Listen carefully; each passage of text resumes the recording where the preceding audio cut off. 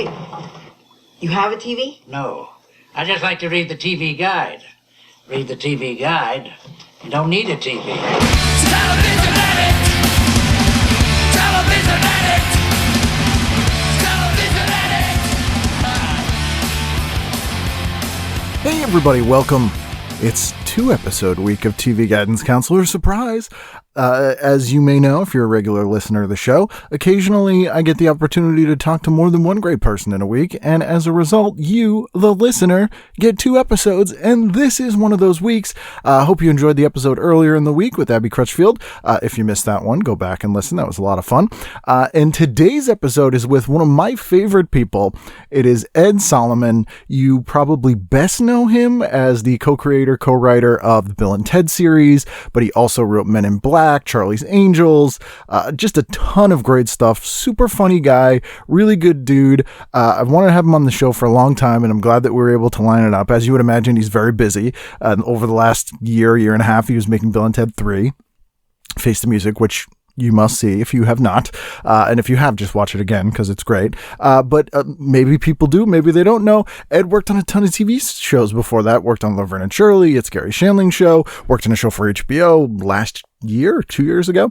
That is very good. And so hopefully you know this. And if you don't, you will by the end of the episode because we talk about all that. And I had a great time doing this. So you will love it. I guarantee you. You're like, Ken, will I? Yes, you will. If there are other guests you'd like me to try to get on the show, please email me at tvguidancecounselor@gmail.com or ken@icanread.com. I am also on social media. The show is at TV Guidance, and my account is at Kenneth W. Reed, R-E-I-D. That is on Twitter, Instagram. I think I signed up for TikTok. I don't understand it.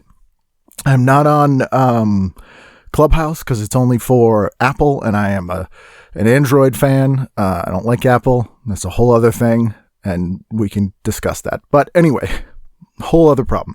So your second episode this week, it's a damn good one, so enjoy it. Please sit back, relax, and enjoy this week's episode of TV Guidance Counselor with my guest, Ed Sullivan. TV is my friend, and it has been always there for me in time of need. Ed Sullivan, how are you, sir? I am doing great. How you doing, Ken? I'm doing good. I must admit, just to get it out of the way, saying your name, it's very hard for me not to sing in the style of the Ed Sullivan song from Bye Bye Birdie. For my whole life, my whole childhood. And by the way, all my Jewish relatives, it was always the Ed Sullivan Show anyway. They all called it that. But yes, for a giant portion of my life, I would say I am... we're going to be on Ed Sullivan. Ed Sullivan? Yeah. I mean, there are worse things to have, I guess, which is not too bad. Anything associated with Paul Lynde is going to be not a bad thing. That's right. If I could only have gotten on Hollywood Squares, but no. It's maybe not even the Shadow Stevens version, which is difficult. I always was bummed when I found out that they wrote the jokes first, and they gave them the answers, and they wrote, that they weren't winging it. Like, how did I guess as a child think that they were winging those jokes? Of course they weren't, but I remember when, after my very first writing job sort of tanked me in a way. In college, I had gotten a job on the sitcom, and I remember after that being ridiculously fried and sort of writing for some game shows and stuff. And one of the things I was pitching myself for was writing on that and writing jokes, because I was a joke writer before that. Right. And writing on Hollywood Squares. And I remember even then going, wait a minute. Oh, so they're not making that up. No, you're giving that. Of course, no one is that witty. No. And if they weren't, even if they weren't having writers handing it to them, they'd probably had 9 joke versions and they'd cut to just one anyway. So right? Of course. Yeah. But your first gig, and we'll talk, when I asked you to do the show, you were like, 1972 is my year. But you alluded to it, your first gig was Laverne and Shirley, right? Yeah, that was 82. And I think, was that the second to last season or the last season? It was the last season. So that was the season. I have a theory that all sitcoms, if they go more than 5 seasons, automatically get bizarre. Well, the phrase, jump the shark? When did, in Happy Days, the progenitor of Laverne and Shirley, when did it jump the shark? Well, when Fonzie jumped the shark. Yes. But what season was that, I wonder? Do you know? I think it was season 5. Well, there you go then. Because that weird thing happened with all the Gary Marshall shows where they stopped doing it on film and it was now multicam all of a sudden, which is like a huge change. And then they kind of stopped bothering to pretend it was the 50s. Which I think when you were writing Laverne and Shirley, it was like, not really the 50s anymore, sort of. Wait a minute. Okay, I worked for a year on that show. Was it supposed? Of course, it would have. If it came out of Happy Days, it would have to be the 50s. Well, I think I got my answer. Yeah, Jesus. Oh my gosh! Don't tell anyone that I said that. Keep it between us. Yes. Whoever's listening, no, tell anyone this, please. Don't tell anyone that. But I think no one cared at that point because they were like, well, the 50s doesn't matter anymore. Because that was when they had moved to Hollywood. I think they were all I moved to Hollywood and apparently moved 30 years into the at least in my mind. I don't think I must have known. And yet, I don't think in my memory, I thought it was the 50s. I had to have. I mean, it's funny. I was talking to my old boss just 2 nights ago, funnily enough, on that show. And he and I were laughing about some of the stuff that happened. I wish that we had flipped it and I could have asked him, hey, Mark, what year were we writing, by the way? Did it take them 30 years to drive from Milwaukee to Los Angeles? At that time, it did. In the 50s, you couldn't get there that fast. Right. It actually did take. Oh, that explains it. Yeah. That's obvious. Yeah. Obviously, that's what happened. It's perfect. They were in a cryogenic sleep like an alien. And then when they arrived there. That makes perfect. You look, what is it? You always just go with what is the simplest answer. And that seems to be is it Occam's razor? Is that what it is? Yes, simplest explanation is always what is the, and I think that is. They were in a cryogenic freeze. They were shipped through a tube that moved very slowly because of the freeze. There were a few bumps along the way because I believe the tunnel wasn't completed in some parts of the Dakotas and I think in Utah. And that took a few years off. Yep. And finally, they arrived in Burbank in the 80s. And that's why Cindy Williams was gone. She didn't make the trip. What happened was she was there for a few episodes and then quit. But I think she was so stunted, from the trip. The trip itself was, they were in separate tubes. Yeah, we lost a lot of good people on the way there. Oh, it was really sad. Lenny disappeared at a certain point. Yeah. But you had Carmine made it. Yep. And, Mr. DeFazio, whatever, I forgot his name. I've seen Carmine because he's from here. Eddie Mecca. Yeah. Eddie Mecca. He's He was a lovely guy, by the way. I loved him. I don't know what he's like now, but I've never spoken to him, but he's from, I think, Lowell, Mass. originally. And I've seen him driving his car. I believe he lives in New Hampshire now. And his vanity license plate says the Big Ragu. Oh, you've got to be kidding. Eddie, if you're listening, God bless you. You were the sweetest guy. We played softball together on the Laverne and Shirley softball team. He was nice as hell. This scar that you can't see because we're not on a Zoom, but actually listening, is from a softball game where Eddie grounded. I was on first base. Eddie hit a ground ball. I slid into second to break up a double play. Somebody landed on my head. My glasses went like that. Jeez. It was a guy from,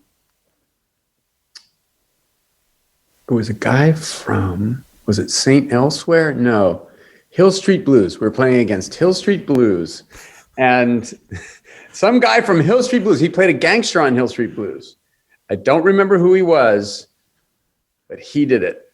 And so here's a little piece of trivia for Eddie Mecca, who's listening to this as he drives. Yes. Eddie, you are responsible for this 1.5 inch scar on my forehead from this was 82, 83. So there you go. If I run into him in New Hampshire when quarantine's over, I'll be sure to let him know. Well, obviously he's listening, so he'll know. He'll know. You don't need to let him know. Yeah. When your cars head on collide, and because of the whole karma of it, he goes through his dashboard and gets a 1.5 inch scar through the window that he, And then yours just disappears like the Brothers Karamazov. Exactly. So it's on. Yes. This is what I'm asking you to do, Ken. This is why I agreed to be on this. Can you please? This is what it's coming down to.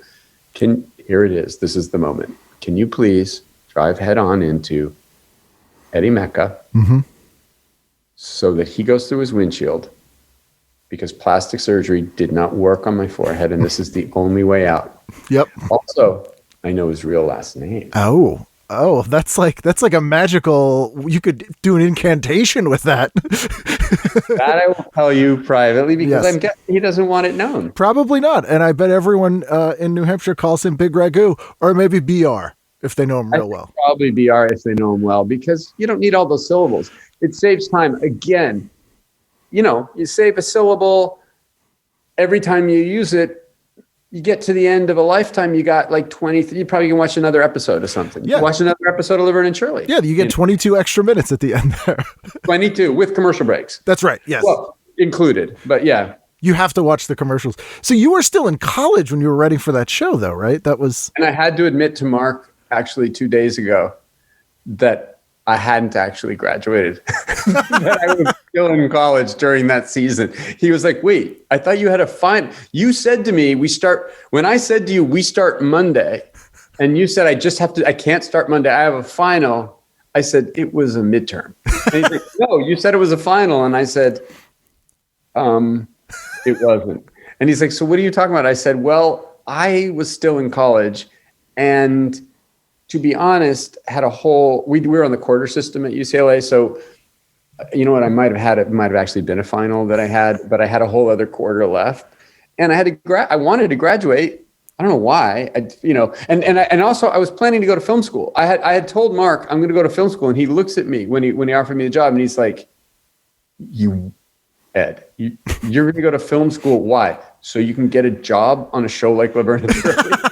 I was like, well, yeah, you're making a very good point here. But I did have a last quarter where I somehow went to school without ever going to classes. I remember at one point I ducked out, and I admitted this to Mark as well the other day. I ducked out of something. I got notes. I don't know what it was, but I ducked out in an afternoon because I had to take a final that I guess I didn't tell him about. Apparently, I thought I had told him. I actually did. He told me the other day. I hadn't. And I spent the first 45 minutes of the 2.5 hour, however long it was, our final, trying to find the classroom because I realized I'd never been to the class once. So you probably had UCLA students or college students skipping classes to go to Laverne and Shirley tapings, and you're skipping the taping to go to school. It was a very strange. I don't know why I thought I needed to graduate. Maybe because I knew that I would maybe need to go to grad school after. Because after that Laverne and Shirley experience, I was so fried. And honestly, I did a okay job on it, but I wasn't great. And thank God in a way that I didn't do better. And I know that sounds strange, but I really mean it. Because had I done better and stayed on that track, on the 80s sitcom track, and had I not failed out of it, basically, which is what I did, I wouldn't have scrambled. I wouldn't have felt terror. I wouldn't have had to borrow money from my parents. I wouldn't have had to start to think of myself as my worst nightmare, which is a flash in the pan, which made me scramble to try and write some screenplays and ultimately write Bill and Ted with my friend Chris Matheson. Had I succeeded at Laverne and Shirley, I probably would have had a career, I'm not kidding you, that lasted 8-10 years, fried me maybe from drugs or whatever. They were doing a lot of drugs. Oh, yeah. In those It's a grind. That was a grind, that life. That was an incredible grind. And I remember, I've told this story a bit, but I remember we used to do a thing on that show. Our first week, one of the head writers came in and he said, so every day, we have to do 22 shows in 22 weeks. He goes, every day from 3 to 3:30 is nap time. And I was like, and people were like, what's nap time? And he's like, nap time is phones off. People go to their offices, close their eyes and nap. So that, because we're working till 2-3 in the morning, I want everybody refreshed and fresh. And every day at 3 o'clock, I'd go into my office and lie on my couch and just be absolutely unable to sleep, of course, just eyes wide open, paranoid, of course, that I was going to be fired. Every footstep I'd hear was like, this person is going to fire you. This is the end. And then I'd come back into the room at 3:30 and everyone would be all refreshed. And, I was like, why can't I nap? And years later, my life, I had a big sort of midlife. I realized my head was completely at my own ass. And I said, I got to change my life around a bit. And I got into meditation. Ran into this head writer who had made this announcement. This is probably 15, 18 years ago. And I said to him, I'm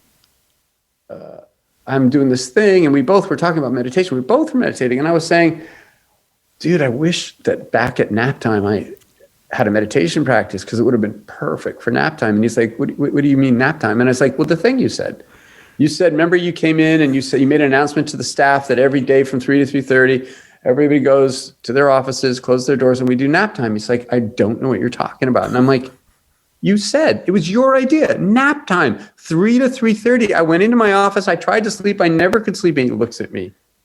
He goes, Ed, come on. No one was napping. We were doing coke. It was 1982 in Hollywood.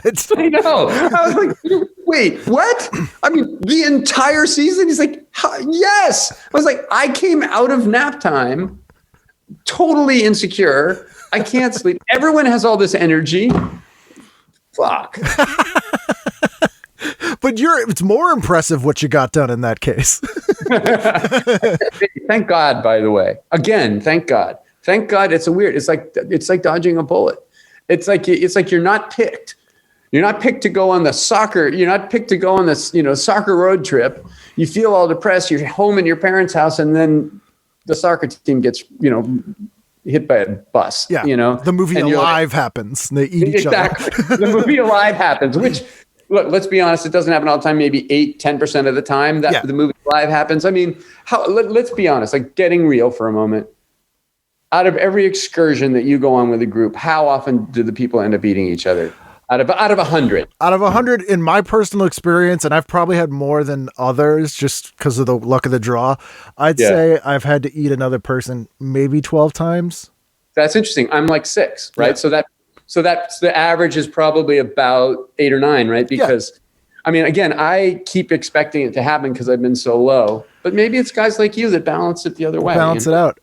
My favorite Stephen King story is he had this is related. He had a neighbor who was a doctor. And by the way, every single story I ever tell, I have to interject and say, by the way, there's a point to this, or this is related to what, don't worry. All the time. Yeah. I'm like, I'm going to get there. Don't worry. But someone asked him if he ever talks to his neighbors in Portland and, or in Bangor. And he goes, well, I used to talk to my neighbor who was a doctor, but one day I ran into him at the post office and I was writing a story and I needed some information from him. And I asked him, how much of yourself could you eat before you died? Because he was writing a story about a guy that was like stranded on a desert island and is like eating himself to survive till he gets captured, till he gets rescued. And the doctor goes, I will answer your question, but I want you to never speak to me again. And he gave him like a medical answer. And he's like, okay, thanks. So he's like, so no, that's the only time I spoke to my neighbor. But fair enough. The guy was game for it. So you're just saying I should not try to eat myself if I'm... No, eat yourself, but only one leg.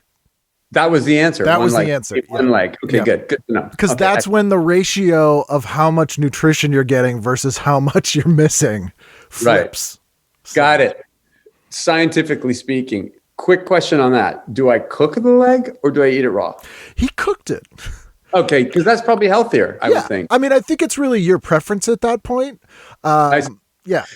Another one, and I'm sorry. No, it's fine. You cut the whole leg off and freeze it and do it in maybe meal size, like Tupperware, or do you do it gradually? I feel like doing it gradually would be harder. Am I wrong? Yes, it would. I think meal prep is probably the key and good portion control. But on an island...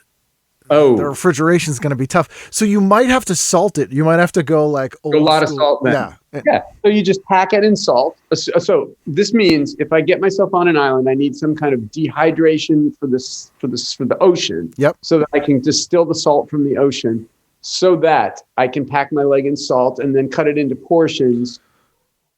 I got it. Yeah. Or jerky. You could jerky it. Really, that's always a secret. That actually makes the most sense. Yep. Now that we think about it, scientifically, again, I mean, this is a science-based episode. It's now appearing. Yeah, it's actually a medical advice podcast.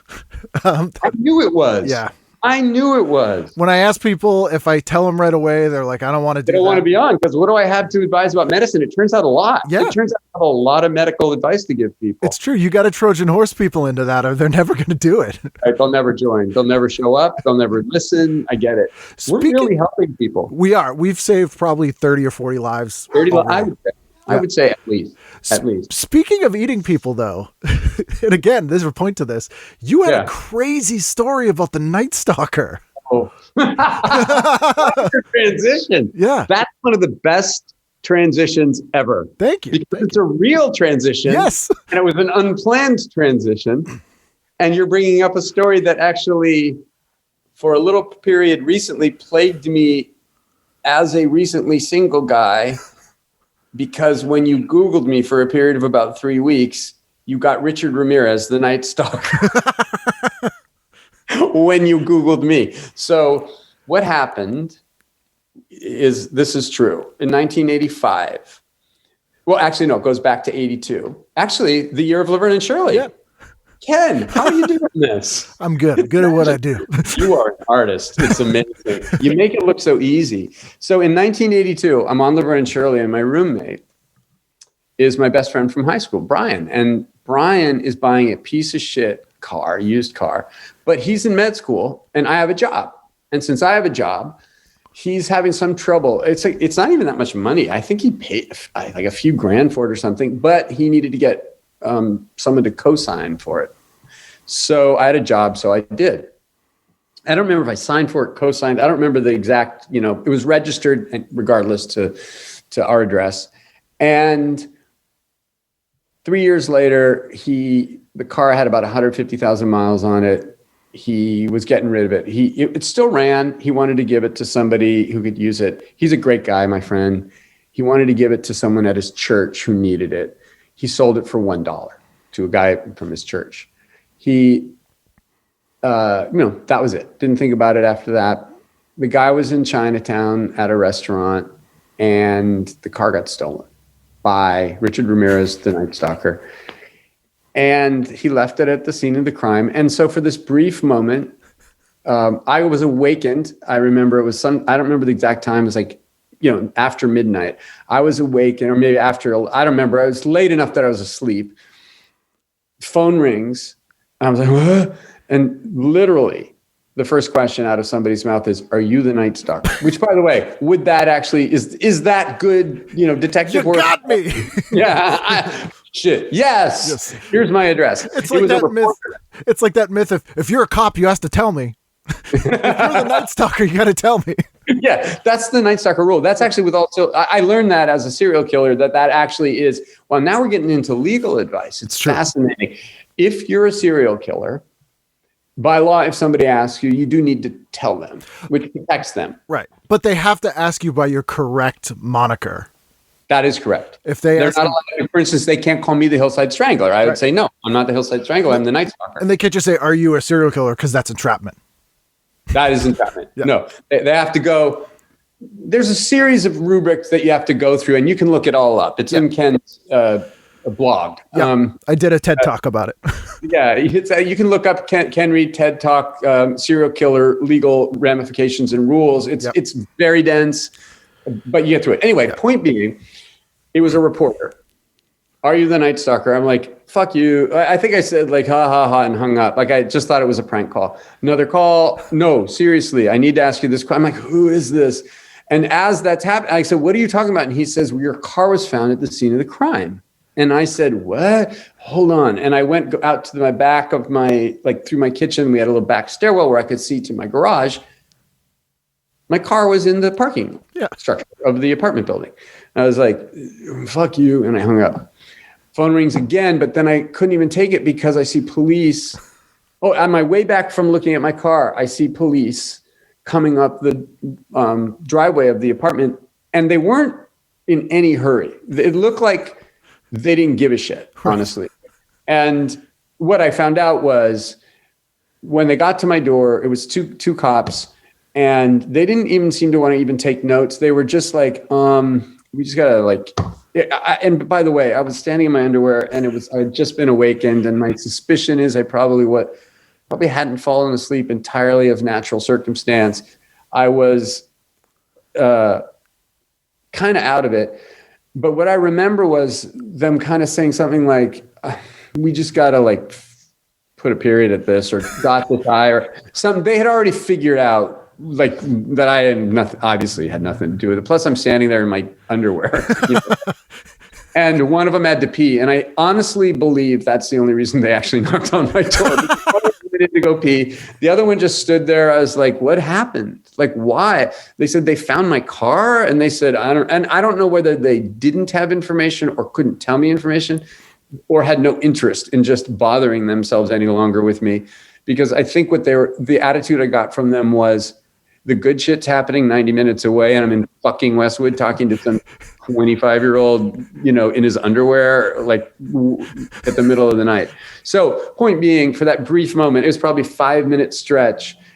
And the guy and the reporter, when he called me, he's like, "You're the prime suspect." And I was like, "I'm the prime suspect?" This plan has all come together. 8 years ago, I co-signed for a car. I knew. Pretty soon that car is going to run into Eddie Mecca. Yep. And my scar will go away. Yes. And everything will have gone according to my plan. It's the long con, man. A long con. You got to play the long game. Yeah. But I will say this. For a week or 2 weeks, when you looked up Richard Ramirez or you looked up me, we were linked. And that was kind of a little creepy. That felt creepy. And then I was mad at myself for having tweeted that. But it's fascinating. I mean, that's an amazingly fascinating story. And it was weirdly, you tweeting that also reminded me that in 84, they did a Night Stalker episode of Punky Brewster. Wait, what do you mean? In 84? Yes. So while the Night Stalker thing was happening, so this would have been summer of 83, I think. Wasn't it 85, the Night Stalker? Maybe it was 85.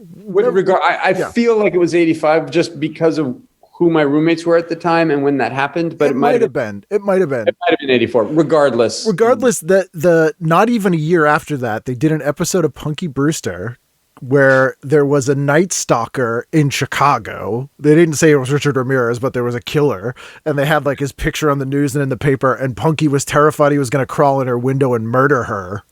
And so they had to have like that is stuff of sitcom, family sitcom. Oh totally. My God. Yeah. Cause kids, and I know they were having talked to people who wrote family sitcoms, and I'm sure you have too.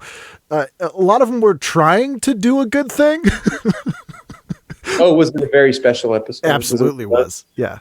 Tune in tomorrow for a very special episode of Punky Brewster. The one where they have a big wrap up at the end with a story about how we all need to learn how to not serial kill. If you'd like to read more books about serial killing, go to the Library of Congress or read this book. Yeah, it's insane. Or go through the tube to Ken Reed's podcast 30 years in the future and emerge cryogenically frozen and read his blog. Right, but make sure that you do it right and you don't leave after 3 episodes. Exactly. The tubes are better now. Yeah. That's the truth. Yeah. So but again, you have to go back. We're talking about people from back then, so they could have very easily taken the wrong tube. Let's be honest. They might wake up 30 years from now, and God knows what's going to happen. I feel bad from quit. They may wake up, quit Laverne and Shirley. Were you always interested in time travel stuff? It appears to be, but no.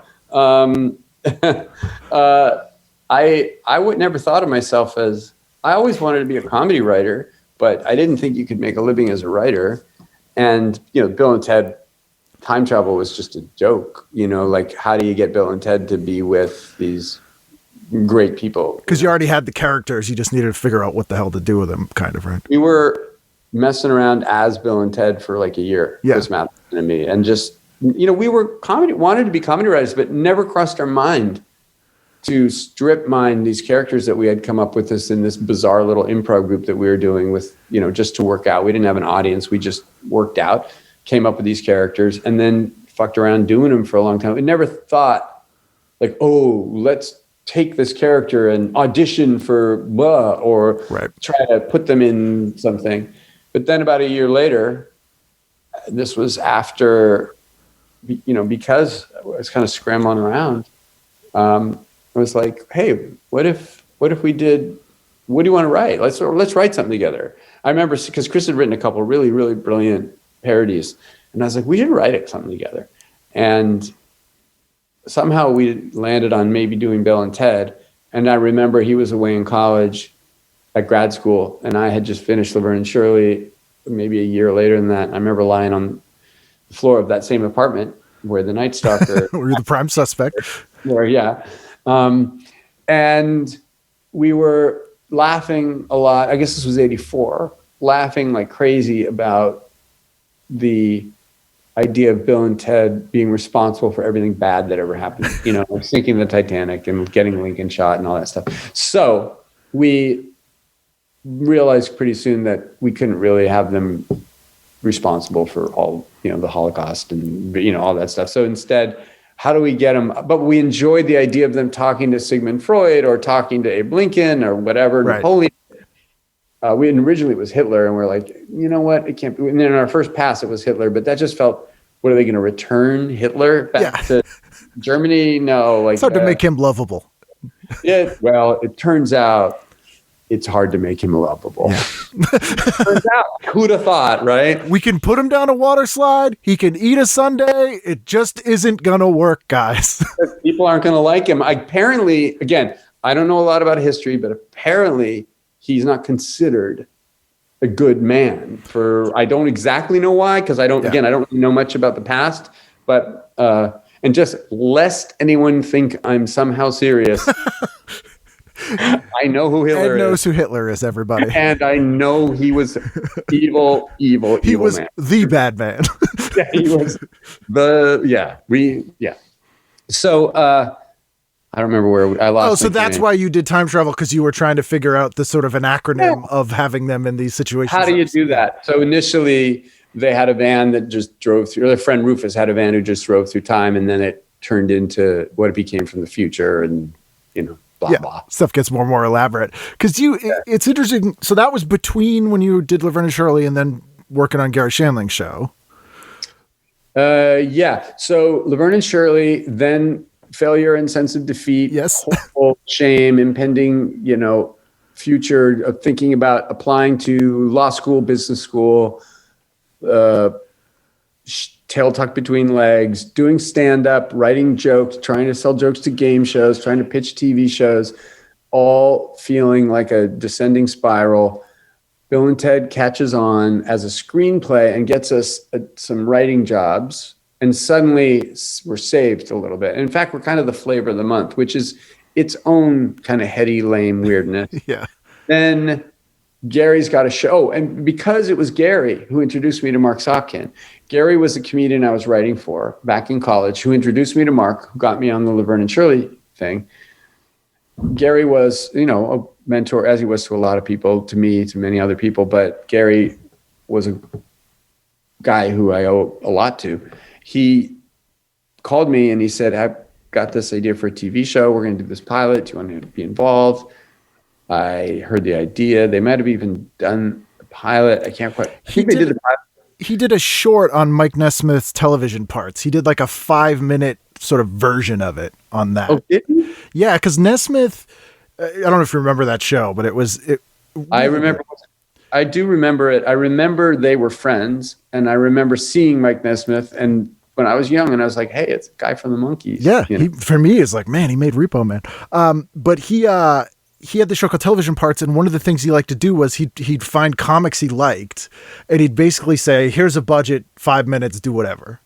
Right. So Gary did what ended up being sort of a pseudo pilot for It's Gary Shandlings Show. It was very fourth wall. I did not know that, but I said at the time, you know, yeah, for sure. And so me and Gary and 2 other people, Alan Zweibel. I mean, let me go back. Alan Zweibel and Gary created the show. Right.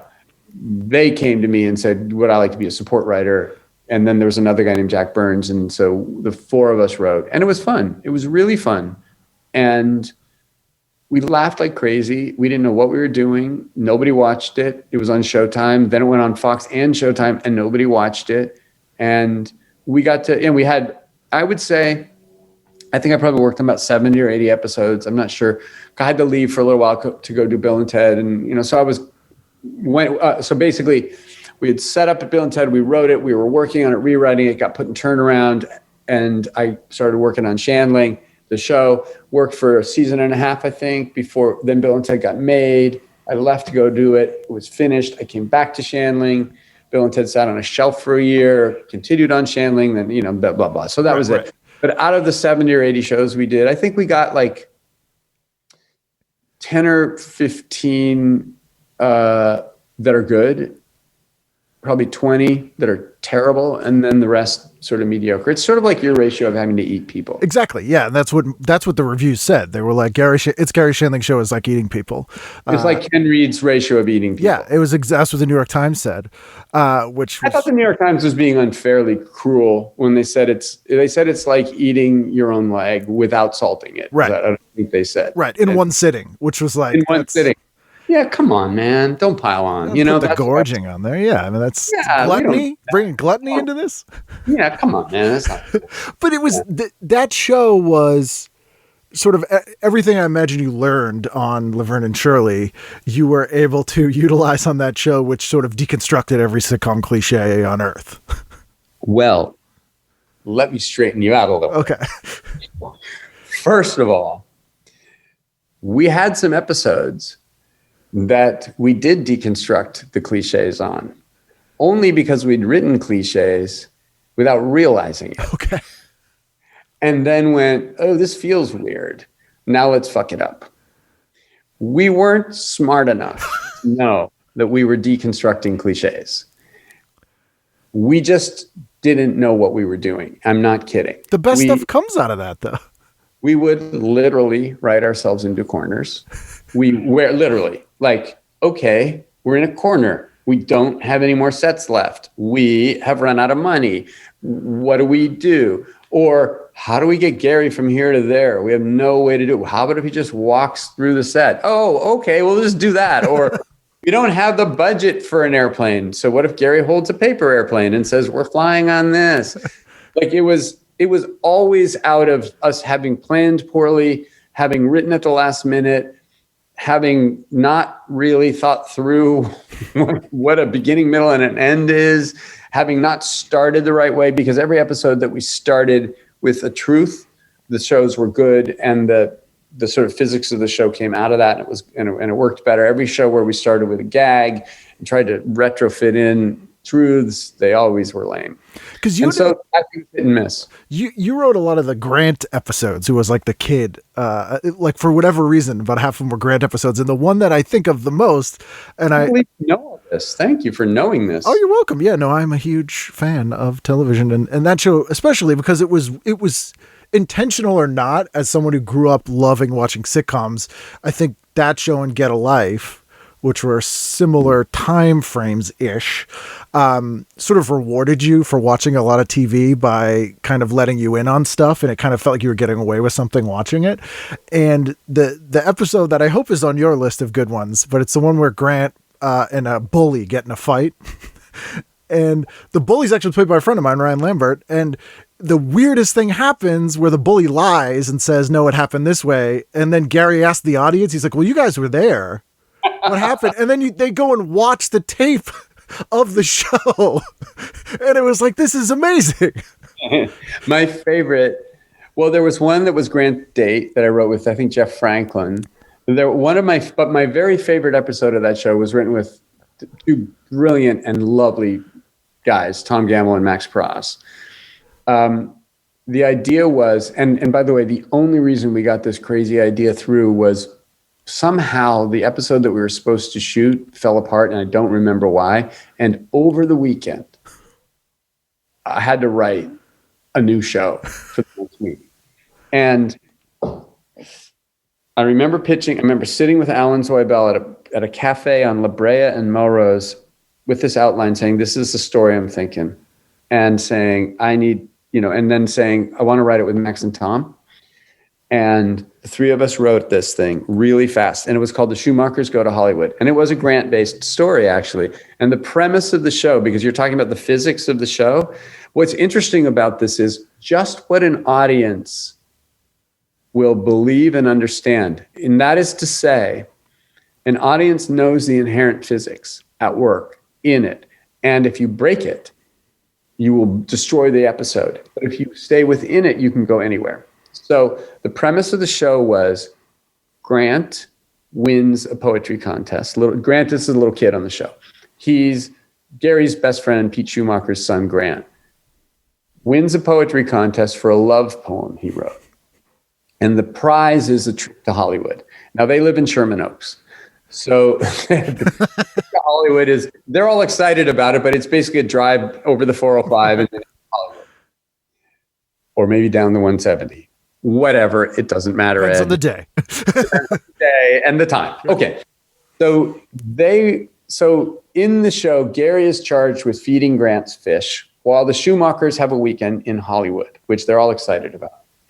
The Schumachers drive, there's a shot of the Schumachers in their car driving over into Hollywood and arriving on Hollywood Boulevard, where I believe it's Florence Henderson or somebody is handing out tickets to television shows, including it's Gary Shandlings Show. So the Schumachers decide, let's go see Uncle Gary's show.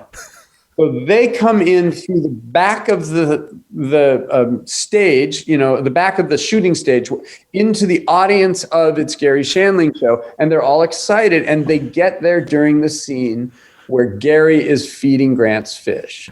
So Gary's feeding Grant's fish and comes upon the poem that Grant wrote.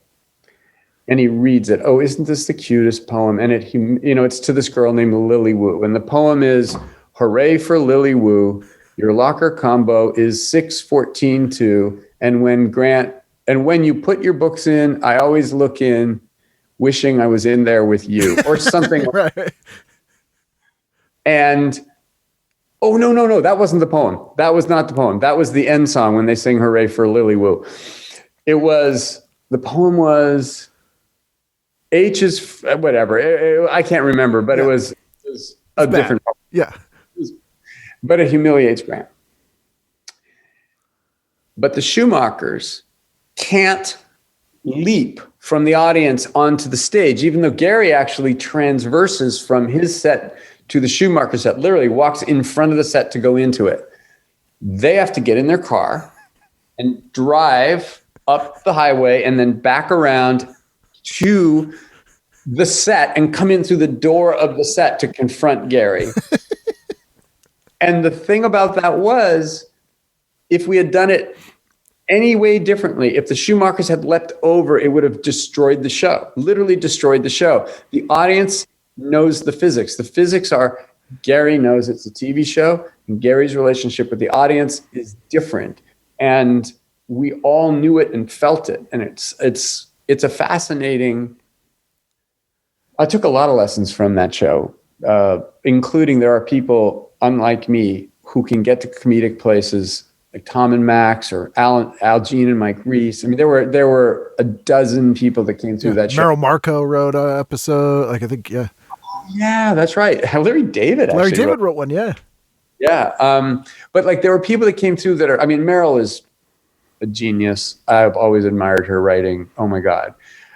There are people that came through that show who can get to places comedically I would never and will never be able to get to. And watching that and being able to admire that and see it happen in front of your eyes was amazing. And I never for one moment thought anything other than this I'm lucky to see. But the other thing I took from it was, when you build a story on truth, it works. But when you build a story on cleverness, it implodes very easily. Right. As long as the world you create has a set of rules that it sticks to, basically, then you're That's good. Right. But it's not just the world you create has a set of rules to stick to. What we're following are the human beings in these stories. And so as long as the humans are coming from a place of their own truth within the relevant physics of the universe you're creating, your story has a better chance of working. But when you think you're too clever for it, your story has a bad chance of working. Do you think it is easier to show a sort of real place with a character when you have a more fantastical sort of environment? Because a lot of the stuff that you've written sort of fits into that world where do the characters feel more, this might be a stupid question, but do the characters feel more real when the situation is more fantastical, sort of? The one actually good question you ask, you think is stupid. No, Good day, sir. I wasn't wording it right, but yeah. every story, no matter how fantastical it is, in fact, the more fantastical it is, the more human and real you have to base it. Always, without question. Otherwise, you end up all over the place, literally. So, I mean, the things that I've written that have had more commercial appeal have had more science fiction in them. The things that I've written that were more personal to me, which usually both bombed and people hated, were based in more real. Though my newest film, it's not, I wrote, it's not my film, but is a 50s noir drama, which I think was directed beautifully by Steven Soderbergh and acted impeccably by Don Cheadle and Benicio del Toro and these amazing, amazing actors. That's a very different thing, right? You're writing a real story about, whatever. It's still a noir. You're in a genre. But I mean, I think the key when you're writing in any genre, so this was noir, kind of 50s melodrama, Sirk-esque, Douglas Sirk-esque, kind of spare 70s style noir, maybe 50s style noir. You can't condescend to the genre. You can't go, I'm going to do my take on this. Right. And show you how you do it well. We're going to wink at everybody like we know. You can't never do that. You can't do it with science fiction. You can't do it with you can't do it with anything. When you're writing a sitcom, you can't go, I'm better than the sitcom. You got to embrace it. And you have to embrace the people that like it. And you have to embrace the actors who are performing it. And you have to embrace the ideas. So the first thing you have to do is go, if you're writing a horror film, I love horror, or figure out how to love horror. And then within that, go, what is the truth of these people that are involved in this?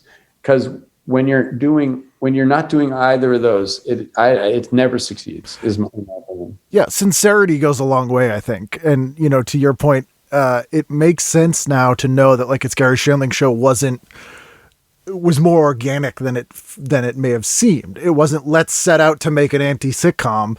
It happened that way because I think you and the people that wrote on that show were sort of the very tail end of that first generation of people that grew up watching TV.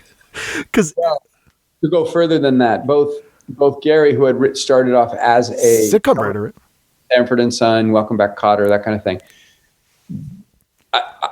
I'm not giving Alan and Gary enough credit there because it's not like they just stumbled into it. They had a sensibility which was like, we're not going to do something that's been already tread upon. Right.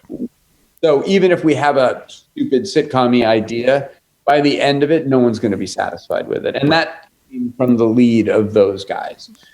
Those guys taught me a ton. Then, and also, partly because on Laverne and Shirley, I was too young to learn. I was too green to learn. Now I'm in my mid and mid-late 20s. Yeah. And I'm more receptive. I've had more ups and downs. I have more confidence. I have more insecurity. I have whatever. I think the lessons better. A big thing was when you got rid of the mustache.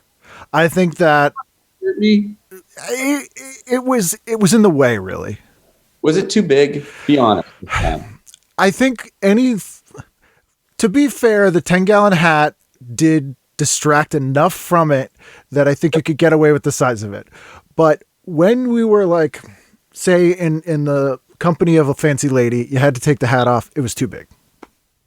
See, you told me that then, but I thought you were just wanting me to get the hat off because you were jealous of the hat. I'm going to be totally honest. I'll be honest with you. Yes. That was my initial reasoning behind the hat removal. But once it happened, I was like, the mustache too big. Every fancy lady was like, why do you have a foot-long mustache? Yeah. Like, it's, in proportion to this 10-gallon hat I'm wearing. And, I felt honestly naked. Once I shaved it, I felt naked. But you're telling me what others have told me, which is it made me look less ridiculous, honestly. Yeah, and I thought it made you also feel like you had to live up to that image. Like you always had the 6-shooters and the spurs, and it was just like, come on, man. Look, everybody wears a costume. We all wear costumes, Right now, mine is jeans and a T-shirt, but it's a costume, man. I'm trying to appear, So I was just thinking, why not own it? and just go around with the 6-shooter and like spin them. And, I had a lot of catchphrases. Apparently that was Yosemite Sam. I didn't realize it. Yeah. Well, that's hence the lawsuit. No, exactly. Which I lost badly. And again, I didn't listen to your advice, which was you're doing Yosemite Sam, you're just jealous. And you've admitted, let's be clear. Yep. You did admit you were jealous of the hat, and you did admit that. And I appreciate that. That takes courage. I'm a bigger man now. Thank you. I appreciate that. If I were a bigger man, maybe the giant mustache and the 10-gallon hat would have been more proportional. And could I have gotten away with the 6-shooters, or is that still probably not? I think, and it's all academic now because it was a long time ago and we can't change the past, but I think you could have got away with 5 gallons, to be honest with you. You're probably right. Yeah, because my just not that big. No. Yeah. And instead of a 6-shooter, I think you should have gone lasso. I would have done lasso if I had gone back, because first of all, lasso, Spurs still probably, maybe just cowboy boots, a lasso, smaller hat, maybe a regular sized mustache, And then that would have been Ed. People like, that's just Ed, Ed, and is in that, he wears the, one affectation, probably the rope. Yeah. Might have been like, oh, hey, it's the guy with the rope. And like, that could have been my brand, but I so overdid stuff back then, We all did though. I mean, with nap time and everything else, people had big ideas. Period. I have to say was I don't want to say embarrassing, because it wasn't, because it was like Ken's doing his cape thing. Yeah. Yeah. But it was, I did used to tell people, this is something I'll confess to you now. And I couldn't have done it, a year ago even, but I used to say it was for aerodynamics. And do you think people believe that? I don't think they did. And everybody bought it because you had that whole aerodynamic. They had those pants. You had like those long, I don't even know what they were, but they stretched out for about 8 or 10 Oh, the feet. dreadlocks? Yes. Yeah. The dreadlocks that were like flat. Like, how did you get them to go straight back? It took a lot of ironing and hairspray. Yeah. But I was inspired by anime because the speed lines, I wanted to make it look like I was moving forward. Well, let's be honest. You look like you were moving fast. Yeah. A lot of people said Ken is moving fast guy. That was actually your nickname. It's moving fast guy. Yeah. But then I heard that some people called me the Blur, and I thought that was disrespectful. It was disrespectful. You're right. That was bad. And I'll be honest, I was one of them for a little while, just because other people were doing it and I wanted to fit in with them. Yeah. I mean, I don't blame you. That's how you got. It was a blur. I actually respected what you're doing, but I did say it to be more popular. That's why you're sitting where you're sitting, and you just had a movie made, and I'm sitting here without one. That's the difference. That's the only difference. Only difference is that you went along.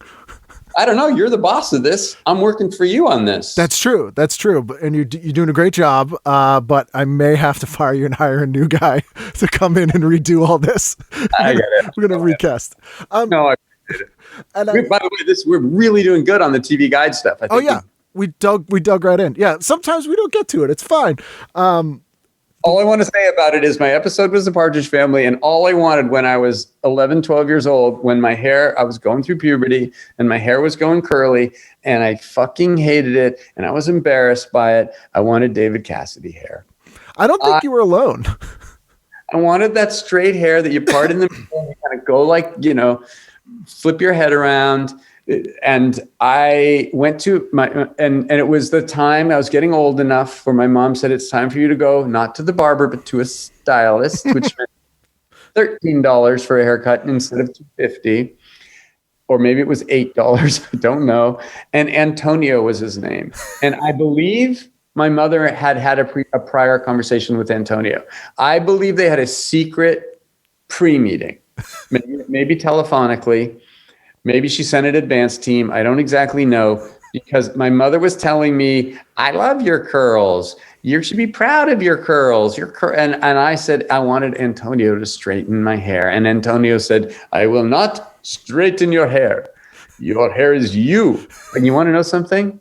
He changed my life, because he said, that is you. Your hair is you. Don't try and fucking, he didn't say fucking, of course. He said it in Italian. Italian.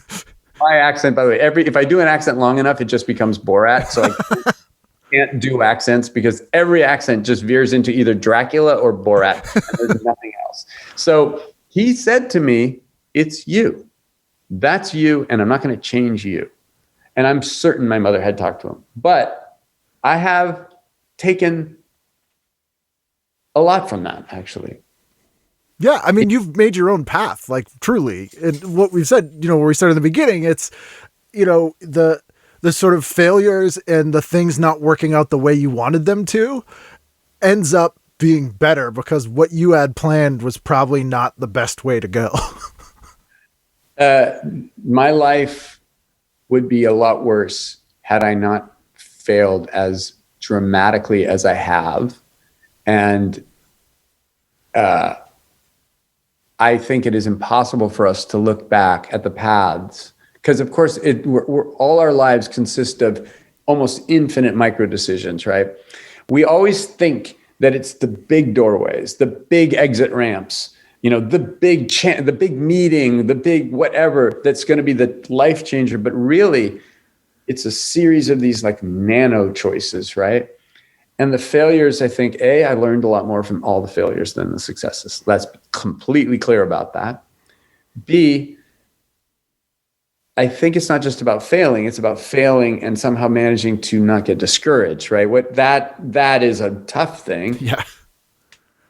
Man, have I belly flopped and a lot, and it's painful, To that point, and I'll let you go in a moment here, but you mentioned like the stuff that was personal to you and the stuff that you really loved that had flopped. If there's like one thing that you want people to see that they may have overlooked, what would it be that you've done? There isn't. I think the films that have flopped for a good reason. They didn't work, and they didn't work sometimes because of me. Sometimes it was my fault. I didn't get the script right. I directed a film that I thought was going to end up really good. We did some recruited audience, regular screenings, and it scored well, but then just critics hated it. And I think I must have fucked it up. I actually do think I fucked it up. But then. Was that Mom and Dad Saved the World? No. That was a movie called Levity that I haven't seen since it did the DVD commentary 20 years ago for it. But that would be a film I would be curious if. No, I was going to be curious if that. I've always had a fantasy that maybe one day some important critic would go, "Hey, I think we were wrong about that movie." But it's very polarizing. A lot of people really hated it, and so maybe it sucks. But no, there isn't a flop I would love people to go back and look at. I wish people could look at some of the scripts that I had written, because I think some of the movies that failed are my fault. And some of them aren't, and some are a combination. And there's probably been an equivalent number of failures. But I will say this about the failures. I wouldn't be here today. Honestly, this is not a panacea, or no, that's the wrong word. This is not a what's the word I'm looking for, Ken? A platitude or it's definitely a platitude. I can't believe I'm spacing on the word. It doesn't matter. It is a platitude, but I'm really proud of the work that I have coming up. I think I've grown a lot as a writer, and I've needed to. We talk about comedy writing. It's really hard to be funny as you get older. It's hard to be funny. Let's start there. And it's hard to be funny as you get older. Not just because the culture changes and references change, but you change and your brain works differently. And it takes a certain, as you know, frame of mind to be funny all the time. That's hard to maintain, especially as you get older. And I just think your life is different. And I love to laugh. I love people who make me laugh. I love to make jokes. I love to play with jokes. But I knew that if I was 40, 45, 50, that I wouldn't survive as a comedy writer, and still, I could get gigs here and there, but I'd be getting bones thrown at me at a certain point. So I had to try to develop other skills that involve failing a lot. But thankfully, by the time I got to here, it broadened my skill set enough that I have a range that I can draw on that can keep me employed and keep me working on interesting things. And I feel very lucky about that. And That's how you learn. I mean, that's what I always say this about stand-ups. When people used to suck at stand-up, they would not get booked somewhere. Now kind of everyone finds their outlet. But as a result, you would either quit or get better. And so it's the getting better part, because spite is a great tool to sort of get better. It's, and that can come from many things. Competition. It can come from, a sense of resilience. It never came from confidence for me. It came from faith. Like, I believe if I keep going, something better. But it also came from wanting to outrun shame or prove that I can do this now that I've been humiliated, right. As a stand-up. Like, I don't think I ever would have been a great stand-up. I never got beyond mediocre stand-up. Like, I was a decent middle act at clubs, and I could headline a college, but I would never get to the place that the comedians that we all know and love develop a real attitude, develop a real point of view. I don't think I could have ever gotten there. I just don't think I have the capability, but that constant negative reaction drives a lot of people away. And as a writer, it's constant failure. Yep. Not just you write something and they don't buy it, or you get something made and people hate it.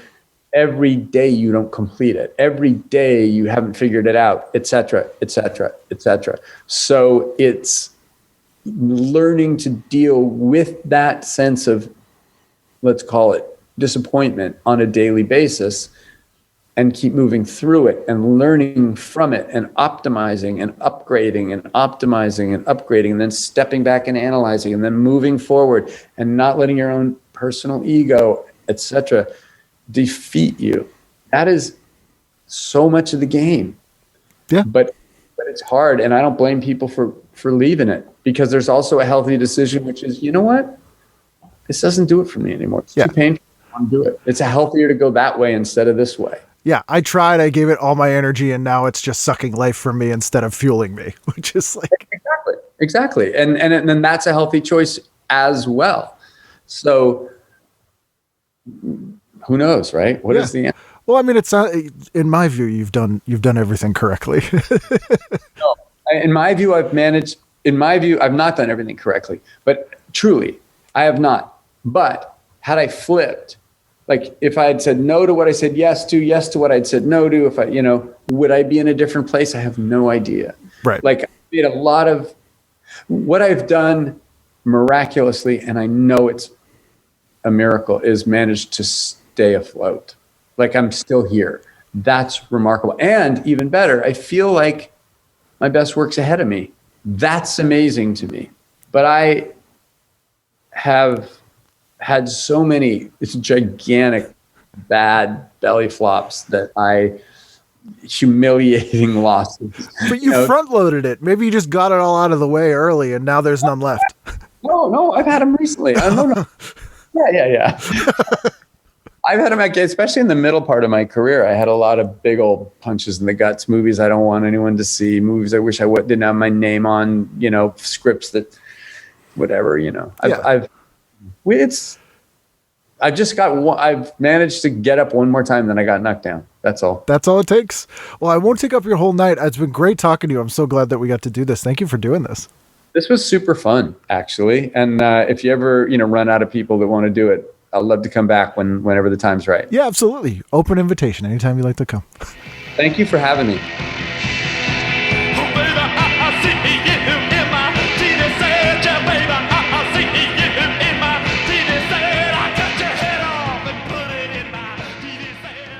There you go, Ed Sullivan. How fun was that?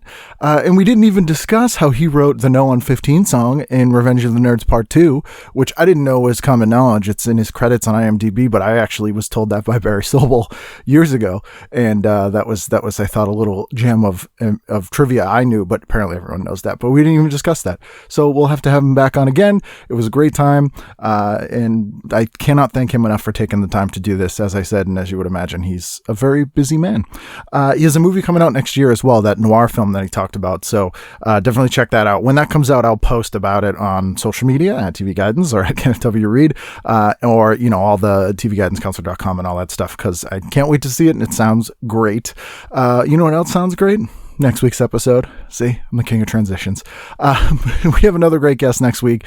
So we'll see you again next time for a brand new edition of TV Guidance Counselor. Ken, this is why I agreed to be on this. Can you please?